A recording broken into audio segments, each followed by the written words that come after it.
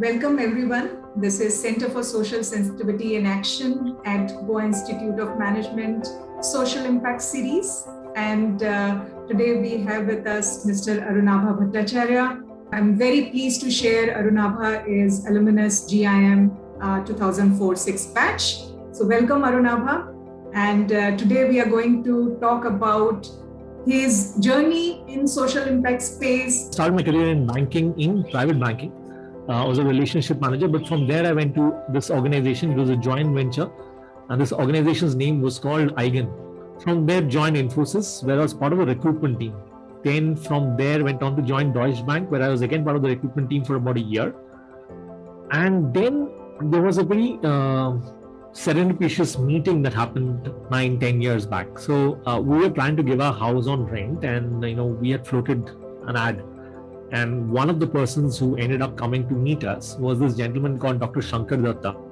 When I started speaking to him, and the funniest thing was that he never ended up actually taking the house on rent. He started telling his own life story, right?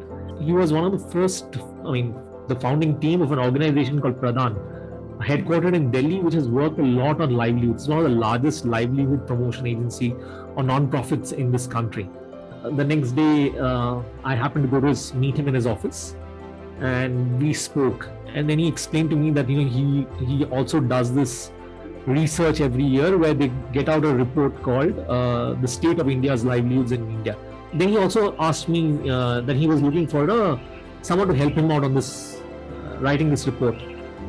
And something clicked, I don't know what, and then I happened to join him, because in that year I happened to go ahead and meet many organizations working with different communities, right? Doing a lot of interventions to help them to try to solve problems of livelihoods, health, education, etc. While I knew I wanted to do something much more and create change, I was not even sure what that change meant in some sense. But I knew I wanted to do something more than what I had done in the last 7 years. So after joining Vritti, Bala, who was my boss and now he's the CEO of Vritti, took me to the office of Swati Mahila Sangha. Swati Mahila Sangha is an organization it's a collective of women in sex work. They run their own bank, cooperative bank. And how they came together, why they came together, what are the kind of services that they provide as a bank to a group of people who were otherwise not able to access mainstream financial services was amazing in some sense. And I knew that this was the place that I wanted to do and create change and create impact for those who necessarily didn't have the opportunity or even the identity in some sense. And that's how it started. We did a lot of work with primarily with small farmers, collectivizing them, helping them set up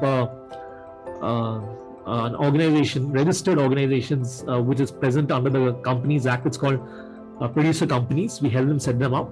We provided training to them on best practices in agriculture, in the commodities that they grow. Then a friend of mine, a classmate of mine from Goa Institute of Management, Denny, he and I kind of came together and we set up an organization. And 4 years back, we came together to set up an organization called Roti Roti Foundation.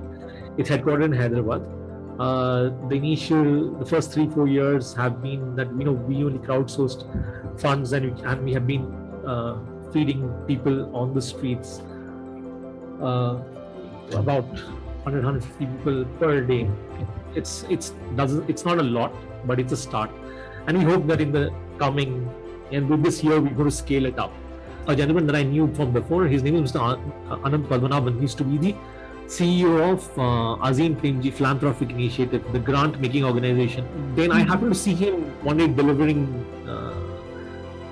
food, wearing a Swiggy uniform, and I was pretty intrigued about what he was trying and why was he doing that. It was very, very strange because he didn't need to do that. And then he said that he was trying to understand the challenges that the Swiggy executives face. In 2019, I got apart from the work that I was doing, I got involved with the work that Anand and a few others were doing, and then we set up an organization called We Live Foundation, which provides, so it's like co-living spaces along with mentors, guides, counselors, which are there to provide care in the form of mentors and guides, right? I mean, for example, when we were young and we were young adults, if we needed some support, we had our parents or our relatives to fall back on. They don't necessarily have someone to guide them, fall back upon if they need support, help, etc. So that's what we're trying to provide at We Live. Apart from this, a friend and I, we run something called a stomach group. So we wanted to do something at a lower cost for the smaller organizations because we really wanted to build that ecosystem. So that's what we run. Tamuku is just coming up, where we're providing a bundle of services, information services to nonprofits. I can see the story which you shared about your own journey. I can see that a lot of initiatives which you took is your own concern, your own passion towards those issues. And generally we see among people, they think that it is an organizational level commitment which will drive what individually I can do. Now I can see that individually you form a lot of different initiatives, different collectives, but there was an individual drive. So I just wanted to understand that individual drive versus a collective action. What you want to say? So to start off with, all of us can become philanthropists in that nature. One, supporting smaller initiatives which we are passionate about, right? Simply going ahead and at least supporting some of these social impact organizations, identifying them and helping them by possibly starting by donating, right? And all of us have some skill or the other. Some of us come from a management background, some of us come from an engineering background, and each of us have certain skills that we can kind of contribute to the social impact space. Just to give an example, I think all nonprofits and all social impact organizations have the same similar functions as any other larger organization, a marketing or a finance or a HR or whatever, right? And there is something that possibly we can kind of volunteer and support, right? So that is something that we can do. The third thing that we can do is that we are passionate about certain aspects. So for example, climate change, creating awareness at a ground level, creating awareness among friends and family. I mean, it's just a question of finding your own interest and getting involved, and you'll find your own way forward. Now, because you have worked more than a decade in this space, what is the high point? Someone coming and telling us that, hey, listen, because, we were able to increase our income, we are able to keep our children in school for a much longer time, right?